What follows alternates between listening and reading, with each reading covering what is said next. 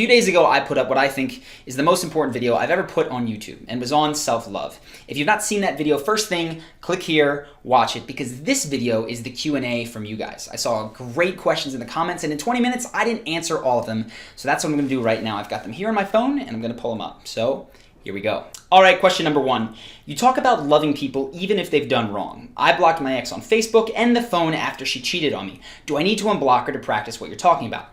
No, absolutely not. You can exclude people from your life while still extending to them those sort of good vibes. All that I mean when I say love people even when they've done you wrong is that you don't wish ill on them. You hope in your ex's case, 1, that she begins to treat people better and doesn't cheat on them, and that 2, once she gets there, that she actually does wind up happy. You don't need to have this psychic warfare against people who have wronged you. Question number 2.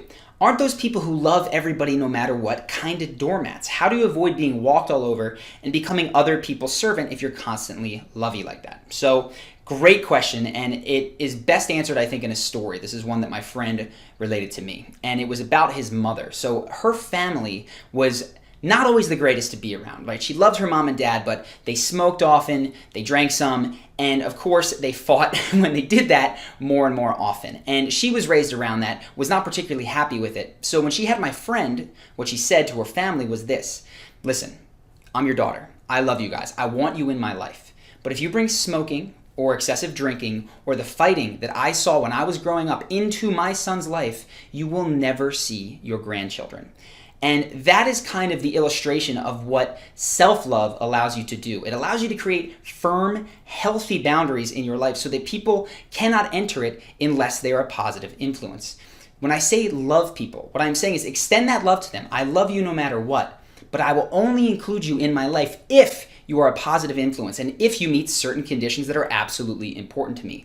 So you don't need to be a doormat. In fact, you can be completely the opposite once you've got a solid sense of self-love. Question number 3. If I start to love myself no matter what, I feel like I would become less productive and stop improving myself. I feel good and loved when I'm productive and feel bad when I'm doing something worthless. Should I change that to achieve what you're talking about in this video? Absolutely not. So for instance, if you did for 24 hours, you were completely unproductive. You ate Cheetos, you ate Oreos, you watched TV reruns, whatever it is. At the end of that, it's going to be very natural for you, even for someone who feels a tremendous sense of self-love, to feel disappointed in their behavior.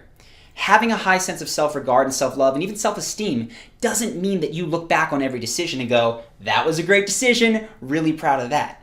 All that it means is you have this underlying sense of, you know what, even though I've made mistakes, even though things in my past are not as I'd like them to be, I care for myself. So quite the contrary in terms of productivity. If you were to ask yourself in the present moment all the time, how would I behave right now if I truly loved myself?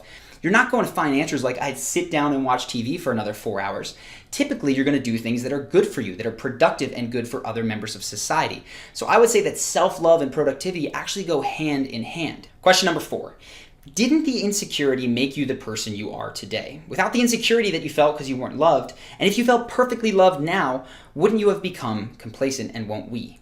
Well, the truth is, yes, insecurity did drive me. It made me the person that I am today, but I will tell you that's not the only way to do it. Right now, I'm not making this video out of insecurity or a desire to improve myself. I'm making this video because I want to continue the conversation that we started. You guys asked great questions, and I want to contribute back to it. I'd like to keep this dialogue going. I guess the point is that there's lots of different kinds of fuels, and clearly, I was driven by insecurity for a long time, and a lot of amazing things in my life came from it. And some people do the same with anger, with fear, right? Trying to prove other people wrong. And those fumes can take you very far. But the truth is, the way that you should think about them is that they're noxious fumes. And you're driving really fast on anger, but it's filling up that car with stuff that is choking you. It makes it a miserable ride, even if it goes far. There are cleaner burning fuels: excitement, the desire for some variety, the desire to contribute to other people, to your community, to humanity in a greater way. Those can make you do things and absolutely take you out of complacency. I think of Elon Musk when I think of this. And when I listen to him speak, I don't know the guy, obviously, but he doesn't seem to have a chip on his shoulder. He doesn't seem to want to prove anything. He genuinely seems to want to improve the world and do the things that he thinks are best for humanity 500 years down the line.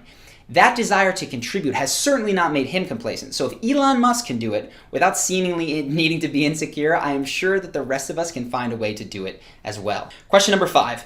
What if you don't love yourself? I was doing the mirror exercise and I knew that I wasn't telling the truth as I looked at myself. So for this, if you feel like you don't love yourself right now, what I encourage you to realize is that self-love is first and foremost a choice. It is a choice that says, I decide to be happy. I decide to care for me. I decide to accept that, yes, in the past I've done things I'm not proud of. And I decide from this moment on that I'm going to be the type of person who takes care of myself, who makes decisions that do make me proud. Now, in terms of the mirror exercise, you've made that decision, you're standing in front of the mirror. You can't just go, I love myself, I accept myself, I love myself, because truly the physiology needs to be involved as well. So if you can, whatever it is, sometimes I say things that make me laugh, but I'll go, even though I'm feeling kind of ridiculous today standing in front of the mirror, I love and I accept myself fully and completely. You've got to commit yourself to it. If you need to shout, if you need to scream, whatever it is to break out of that I don't like myself pattern, snap the tone of voice, snap the body language, you will start to feel it more intensely and stick with it. Truly, it is a decision. And if you don't feel it when you're looking in that mirror, there's probably nothing more important that you can go and do right now. Question number 6, how do you maintain this? I had this mindset a couple of months ago, but I stopped worrying, so I lost it. So 2 questions that I kind of see here. One you did ask and one you didn't. The one you didn't ask is, how do you keep it going if you're feeling crappy right now and you want to make sure that it actually drives into your brain? And I've been there. What I recommend is, if you're in it right now, in a bad state, decide that for the next half of an hour, anytime a negative thought enters into your brain, you will do the exercises. You will interrupt it, you will feed yourself the self-love, and then you will extend that love and that gratitude to people around you. For more detail, go to the last video I mentioned before, but 1/2 hour is generally enough to make that state change for a long time to come. To your question, you feel better, you don't feel like you need to feed yourself that self-love all the time, what do? I've just started building it into my morning routine, right? Because yes, there's maybe not bad thoughts occurring in your day.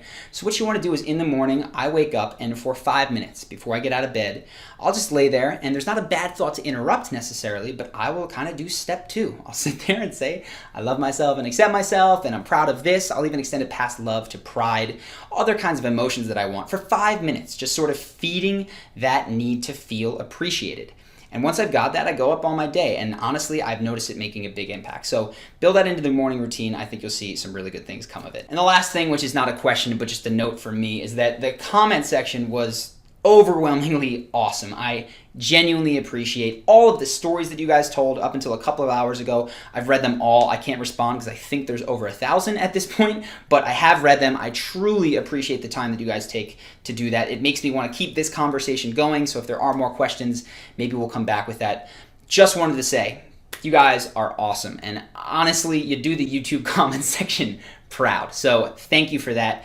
If you've made it to the end of this video and for some reason you are not already subscribed, I don't know how you got here, quite frankly, but click here. We're going to throw up a link. You can subscribe to the channel. We typically have videos that are charisma related and also like this, the mindsets of confidence, charisma, and happiness related. And I think self-love is a big, important part of that. So if you've not subscribed, go ahead and do that. If you want to comment, keep this conversation going, maybe we'll do another video. Otherwise, I'm working on Muhammad Ali right now and potentially Arnold Schwarzenegger. So look for those soon. And of course, I will see you guys in the next video.